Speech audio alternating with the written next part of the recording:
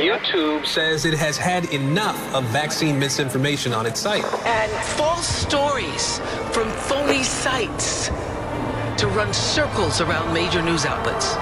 Many people don't know the difference between something real and something created to deceive them. Open your eyes. If you've ever had this feeling that something was terribly wrong with the world that we live in, but you couldn't figure out just what it was, then you've come to the right place. Secret societies, mystery religions, and the Illuminati have been controlling our reality since the beginning of time. But not anymore, because there is an awakening happening, and you are about to become a part of it. Wake up, because this is a call for an uprising.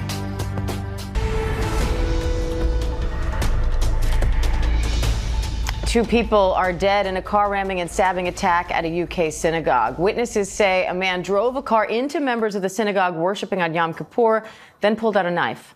Police say at least two others are injured and the suspect is dead.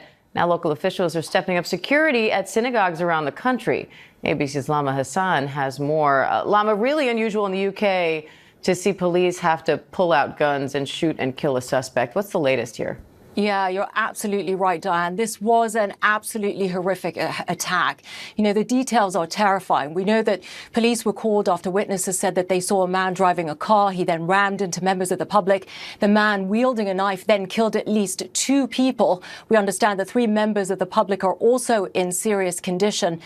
Police have declared it a major incident. And we understand that a firearms police officer shooting who police believe is the suspect.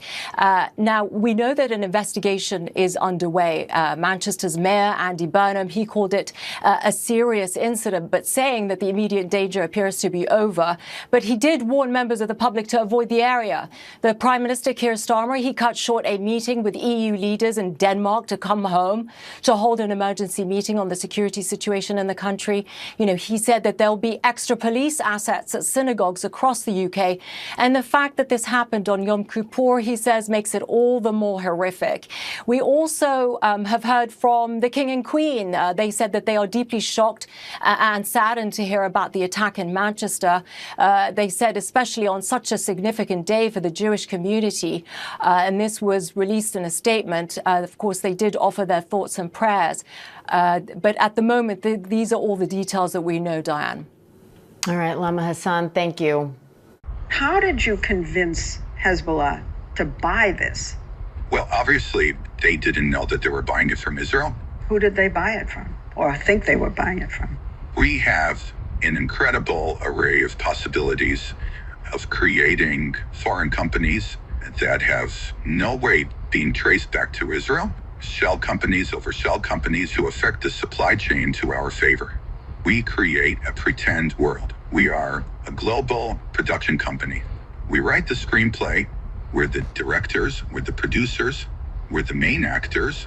The world is our stage. We create a pretend world. We are a global production company. We write the screenplay. We're the directors, we're the producers, we're the main actors. The world is our stage. This is a call for an uprising. Welcome to today's show. Anytime we hear of a shooting taking place at a synagogue, you can automatically assume that it is either a government false flag or a psychological operation. The difference between the two, of course, is that in a false flag, an event is actually carried out by your own government, whether it's the police carrying it out or black ops, the intel agencies carrying it out, versus a psychological operation where they make these stories up and they have actors put in place that convince you that something actually occurred when nothing actually occurred. Anytime we hear the majority of these school shootings, we can immediately know that this is a government staged operation. The same in regards to these synagogue shootings, because it brings, and they have to bring and victimize Israel, especially at a time where a lot of people are starting to wake up to who the state of Israel actually is. Now, this is something I have been talking about for a decade, and I've had so many people on the left, the liberals out there, who have censored my channel, who have said that I'm anti-Semitic. And now we actually see them awakening to the state of Israel and everything going on in Palestine. And they're actually getting silenced, and they're actually losing their free speech that they once actually had, which they don't seem to have anymore. So there's a lot of things surrounding this event that we need to look at. And again, anytime you hear of these events at synagogues, these are to garner sympathy. In this specific case, there's a lot going on in the UK. And of course, we're on the eve of October 7th, where you might say, well, what is October 7th? Well, they want you to remember October 7th more than you actually remember 9/11. They're trying to turn October 7th, like they did in America, into January 6th, Insurrection Day. So they're using lots of different means to convince people that October 7th is the worst day in the history of the world, right? That's the supposed day that Hamas somehow, as I covered at the time, somehow were able to get through the Iron Dome, which is supposed to be ironclad. Somehow they were able to attack and bomb Israel in the middle of the night. Of course, we all called this out as for what it was, an attack on themselves so that they can wage war, but they're not really waging war on Hamas because Hamas works for the Mossad. They're a branch of the Mossad. This is world governments working together against the civilians. They are murdering innocent civilians. They are taking their land. It is no different than a controlled demolition like we saw in 9/11. They're literally killing people and blowing up buildings and bulldozing these buildings because they have plans for what's going to happen over in the Middle East. They have plans for what's going to happen in Gaza, and it's called the Greater Israel Expansion. It's something I've talked about for years. They need to simulate these wars, and when I say simulate, it doesn't mean that people aren't actually killed. It's the illusion that a war is taking place between two armies. This is the global government committing genocide against civilians. And you might as well look at it the same way you would think of, a big company buying up land and demolishing the land so that they could rebuild that land. A lot of the stuff we saw maybe in Lahaina, where they tried to buy many of those homes. Many people wouldn't sell their homes, so they burned their homes to the ground and told you that it was a natural disaster. So we could immediately start and look at this story and laugh. Because the shooter, I've been saying this a lot recently with these psyops and false flags. The names of these characters, it is comical. Well, this one might take the cake. The 35-year-old suspect goes by the name of Jihad al-Shami. So you have the word sham, which is what all these actual news stories are. But the guy even has the first name Jihad. Could you make it up? Could you make it up that the guy's first name is Jihad? Give me an utter break. So the first thing we look at, of course, is anti-Semitism, hate laws, free speech removal. That's why they're going to do more and more of these operations where Israel is the victim. One of the things you're going to see are conspiracy theorists who are getting pushed to the front, like Candace Owens, who are going to call out Israel, and they're going to use them as well to censor conspiracy theories online. And if you didn't hear this story, while I was planning to cover this false flag operation, I even came across this WWE, the wrestling company, changes their name for their event from Invasion to Showdown. Why would they change the name of their fake wrestling event? Well, it's insensitive because the event is taking place on October 7th, and calling it an invasion is no different than what Hamas did to Israel. So Israel and all those, organizations like the ADL, they were in an uproar that the fake wrestling company would have an event on October 7th and call it invasion. And the other thing we can look at with, of course, this false flag is not just the fact that it's happening right before October 7th, is also that it took place on Yom Kippur. Now, this is where it gets comical, because after this event actually occurred, what we were told was that Mr. Jihad rammed his car into a crowd and then began stabbing people. We were told that 2 people died, but what they didn't tell us until after the fact was that the guy was supposedly wearing a bomb on his vest. He had an explosive device, which turned out to be a lie, of course, as all the news is nothing more than a lie. And then they told us that the actual people who were killed were actually killed by the police. That's right. The police shot and killed one of the supposed victims, was shot and killed by the actual police. Now, these are the images that they've given us, and I'll play for you the video now so you can see for yourself. You can see this is very poorly staged. The police are yelling at bystanders to get back, telling them that this guy has a bomb on him. Of course, the guy doesn't look like he has any blood on him from stabbing anyone whatsoever, but he is shot in front of these people, supposedly, and this is the footage that they gave us in the news. They've killed him.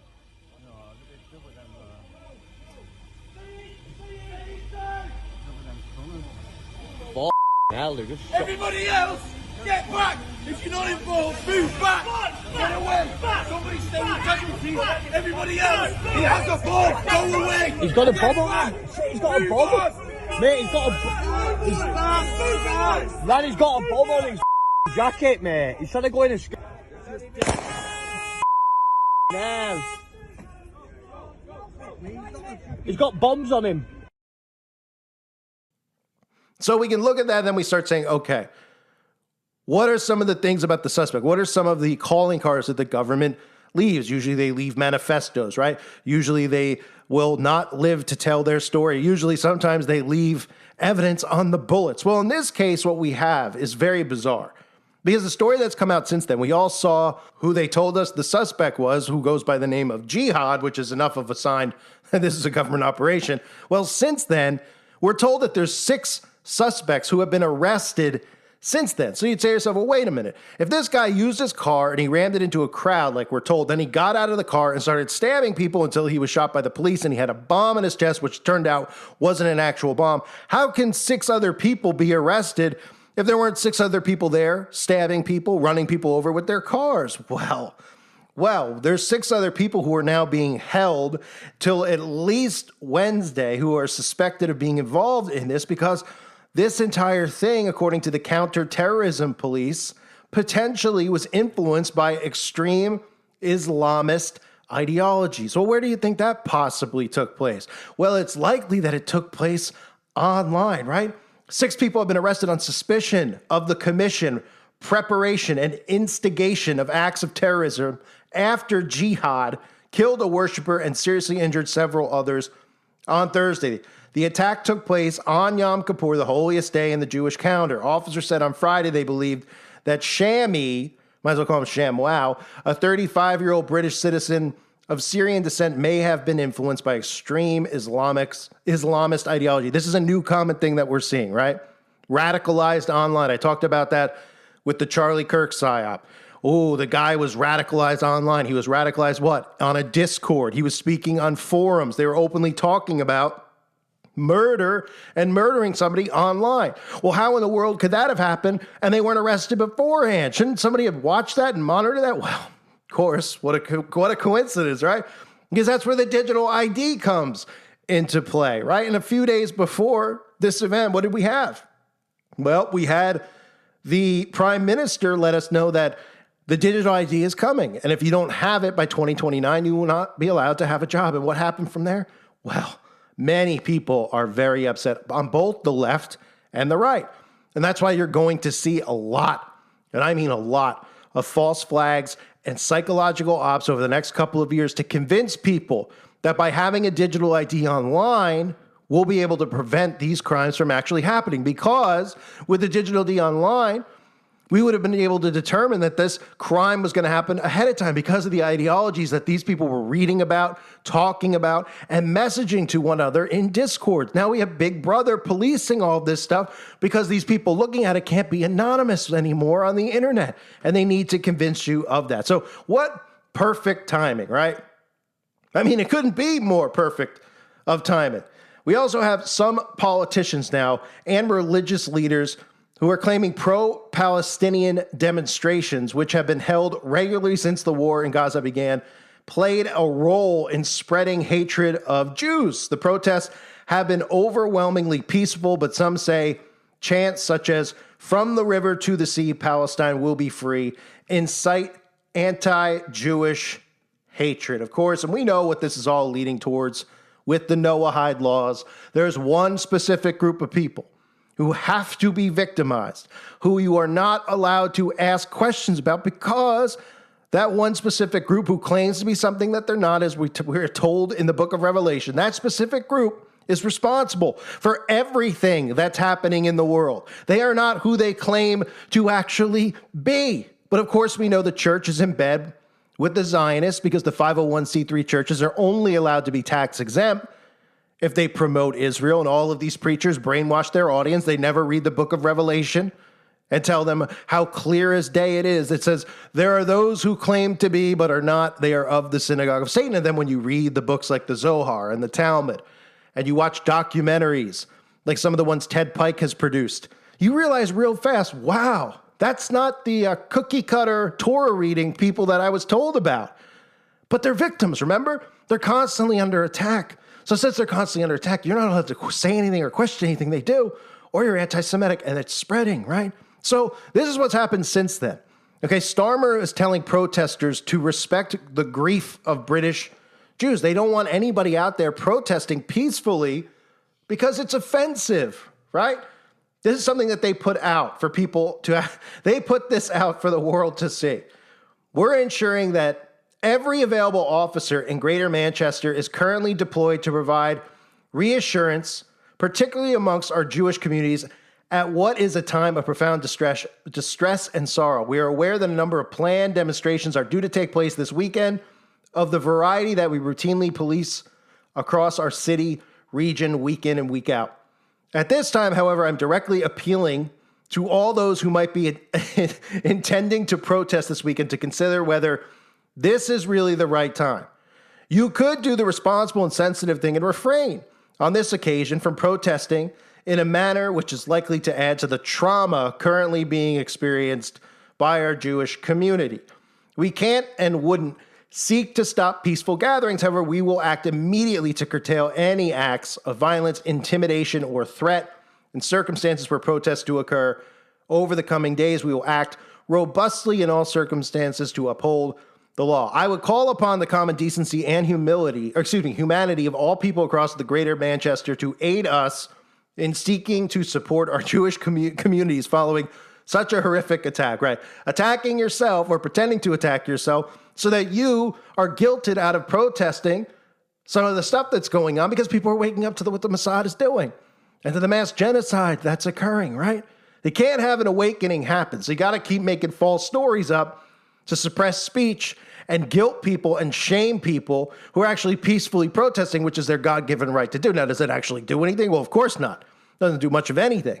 But still, now they're shaming you. Just like, when they shamed everybody during COVID. Oh, you're going out and you're unvaccinated. You're a horrible person, right? Everybody was proven right who didn't get vaccinated. But of course, everyone who was right the entire time lost their ability to have free speech, was never restored online, lost their jobs if they refused to poison themselves. Pretty incredible, right? So this goes on to say there are planned vigils and dignified events that will occur over the coming hours and days.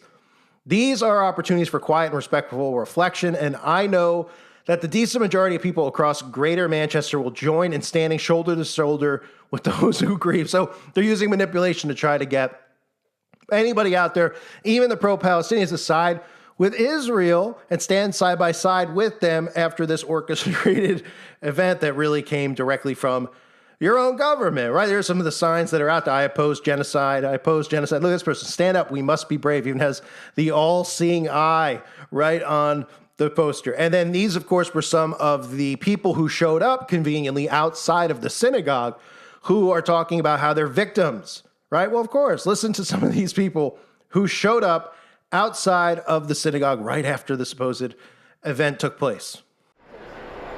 It's horrifying. It is horrifying. Unfortunately, in the last year, we've witnessed a whole load of terror and attacks against the Jewish people. With the Israel-Palestine war, what people don't realize, obviously, is that people are blaming the Jewish nation and attacking the Jewish nation because of what happened in a war in Israel, which is so unjust, so unright. Today, like I said, being an auspicious high holy day, with all fastest at 6:30 last night, you want to feel secure, you want to be able to go to places and feel that you can just walk around and do what you can do. Of course, they don't feel safe. I mean, these are the same things we hear after every false flag. That's how you know these are crisis actors. You see these events on the television that you think are real, and then these people show up on TV, they talk about gun control. What else do they say? I don't feel safe leaving my home. I just went to a parade. I don't feel safe because people have guns. Oh, I don't feel safe going to the synagogue because there's so much hatred towards Jewish people. So what we need to do is we need to arrest people who don't agree and side with Israel, because that's really what this is all headed towards in the Noahide laws, right? This is another thing that they put out there. They said Jewish people right now are telling me that they are leaving to go to Israel. Israel is at war. How can people be leaving the UK to go to a war zone and think that they'll be safer there? We need to bring back safety to our streets. Benedict added that quite a lot needs to happen to combat anti-Semitism, which has risen since October 7th attacks almost 2 years ago. Well, what does that mean? What needs to happen? Oh, you're going to force people to not question Israel. You're going to force people to to bow down to Israel. That's pretty much what it says. Well, what needs to happen? Oh, well, these people out there, they're promoting anti-Semitism. Are they? They're questioning kids being killed and other things that are going on over there, even though what they should be questioning is the fact that both governments are working together. And this is a controlled demolition. This is the destruction of people's lives, their homes, right? And we know this is all about the Greater Israel Plan. They are going to steal all of that land, working together with the other governments out there, like the Saudis, because they're building the line right in the middle of what the Greater Israel Plan actually is. And the line, again, is that massive prison that they are building out for humanity to live in. You have people like Laura Loomer and the alt-right media, of course, coming to the defense of Israel, because all it takes are these false flag events to happen at synagogues. And again, we're seeing them at the church as well. This is yoking up Christians with the actual synagogue of Satan, which is incredible if you think about it, getting in bed with the actual devil himself by having these events saying, look, Israel's targeted, Christians are targeted. And who's targeting them? Muslims are targeting them, huh? Yeah, all these guys over there like Jihad are targeting them. And look, folks, we're on the cusp of the Noahide laws coming into play. Okay, for those of you that don't know, the Noahide laws are going to forbid anybody for siding against Israel. And again, Christians are going to see the Noahide laws and they're going to just think, oh, the Noahide laws, right? This is from the Torah. Okay, I mean, they're going to think to themselves, well, it's no different than the Ten Commandments, right? I mean, prohibits idolatry and blasphemy and murder and sexual immorality. Oh, you know what else it's going to forbid? The Bible, the New Testament, because the New Testament is considered hate speech. Because Jesus spoke against the Pharisees, and there's things in the New Testament in the book of Revelation that speak about the synagogue of Satan. So that'll be forbidden as well. And again, we know that all of these stories, they continue to link anti-Semitism to them. Even the shooting that happened in Colorado a couple of weeks ago, right? The shooter embraced Columbine, anti-Semitic, white supremacy were things that he was looking into. Donald Trump told us pretty much the first week he came into office, additional measures to combat anti-Semitism. They are bringing in these laws that are going to forbid questioning the state of Israel. You will be arrested, and it's not just going to be online. But they're going to tie this in online. That's part of it. That's why 6 people have been arrested. You're going to hear how they were radicalized online, how they were looking at things online, speaking online, conspiring online to carry this event out. And they're going to convince people out there that these are the reasons that we need the digital ID. Because guess what? We already just saw this past week when he came out in the UK, the prime minister, and he said, digital ID is coming, you're going to need one to work. That people said, I don't know about that. And they said, well, the digital ID, because, the immigrants are crossing. People aren't that bothered by it as much as they want them to be. We know MAGA is bothered by it, but the rest of society is not. Other than MAGA, the Democrats don't care about they're not going to get a digital ID because Donald Trump tells them to get one, or the prime minister of the UK or Australia or anywhere else tells them to get one. They got to convince them that it's needed to protect people, it's convenient, it's easier. They're trying everything they possibly can, right? How about the propaganda I've shown you over the years? Oh, carrying a wallet, carrying a credit card. You got to bring your passport to the airport. Isn't that annoying? No, not really. Well, for the digital ID, you don't have to bring any of it. With biometrics, you don't have to do any of it. You just have to show up, right? And people are kind of going, yeah, I don't know, a little suspicious of you. Everything they can think of, they're trying to market this to you. They tried to scare you with COVID to get a digital passport by saying that somebody else might have went to Timbuktu and came home and might be up the road from you right? It's one of the reasons with all those COVID questionnaires they put out. And they're like, were you in contact with somebody with COVID? Like, I don't know. Was I in contact with Well, we'll figure it out for you with contact tracing. People say, not really scared. I mean, it pretty much seems like people have a cough and a runny nose. It's not too frightened. Okay, well, what else can we? Well, let's create the immigration thing. Let's tell everybody that we have illegals voting. Let's convince them however we can that we need this digital ID biometrics so nobody can cheat, nobody can cross the border. And still, they're going to have to do stuff like this because people are not going to want the government tracking them online. If the people push back enough, they're going to have to push back because they don't want to lose the stranglehold they already have over people's minds, which is pretty good, right? They don't want people to go offline. That's the one thing they do not want. So if there's enough pushback, this thing can get pushed back further and further and further. And if they try to mandate this and force this, that's what people should do. They should remove themselves from the internet. And the government comes back and says, fine, you can go back online. If they want to go back online, go ahead. But most people probably realize once they're offline for a couple of months that life's way better, way easier. But of course, they're going to make it so that you can't get encyclopedias, you can't get information anywhere other than the internet. You got to have the internet, right? Got to have it. So that's a tie-in with this obvious event, which is obviously carried out by the government. The name itself, Jihad, but every single time you hear one of these events at a synagogue, just know that what it's there for. So the government can come out, just like in, a couple of months ago, I covered that Psyop I believe it was in a hotel in D.C., right? And the Pentagon was, the government buildings were right around there. And everybody came out. What did they say? What did the Trump administration say? We have to stop hate speech now. We need to criminalize hate speech against Jews, anti-Semitism towards Jews. Well, what do you think that means? What do you think it means? That they're just going to fine you? They're going to arrest you. They're going to make you so afraid to speak against the state of Israel that you won't. That's the point. That's what Larry Fink's talking about, behavioral control. They're going to scare you so much that you will not speak out against the state of Israel. Otherwise, you'll go to jail for life. And they just keep convincing people of this stuff. Eventually, they're going to get what they want because the key to mind control is repetition. And we hear about it every time there's one of these events. Even if the main story isn't anti-Semitism, they tie it to the killer. The guy shot up this place. And he read a lot of anti-Semitic rhetoric online. It's like, oh, man, the people who are reading that anti-Semitic stuff, they're all psychopaths. They're all shooters and killers and crazy people, right? Couldn't be more obvious the guilt that these people should have, but they don't. But, I mean, look, we're getting to a point with the digital ID. We know what's coming. We know what's coming with hate speech. We've allowed them to implement this stuff. Obviously, the conservatives are fully sucked into this, the ones who are supposed to be patriots for free speech. Well, it's different when it comes to Israel. They're God's chosen people because my 501c3 told me that. Huh? Oh, really? Do you know about the Balfour Declaration? Do you know about how the Rothschilds took the land over there, right? I don't want to hear that stuff. You're wrong. You're wrong about this. You're wrong because you don't want to believe that it's true. The Bible warns about this stuff, and the Bible warns about great deceptions, and the Bible warns my people perish for a lack of knowledge, and clearly a lot of people have a lack of knowledge, but you should be able to see news stories like this and immediately laugh. Even just watching the cops yelling, he's got a bomb, get back, right? Huh? No bomb whatsoever, right? Are they even allowed to shoot him standing there when he's not armed? He's just holding a knife. I mean, was he like going to throw the knife at them?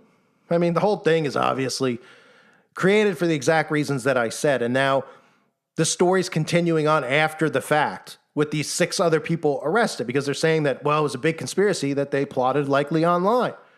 And then you get your digital ID tie in there. Well, how do we prevent this stuff online? There's a lot of anti-Semitism online. Okay, anybody online that's talking about blood libels or any of that stuff, shut their websites down, warn them to shut it down, arrest them, right? That's what we're headed towards, folks. I thank everybody for being here. Hope you're all doing well. God bless you and your families as always.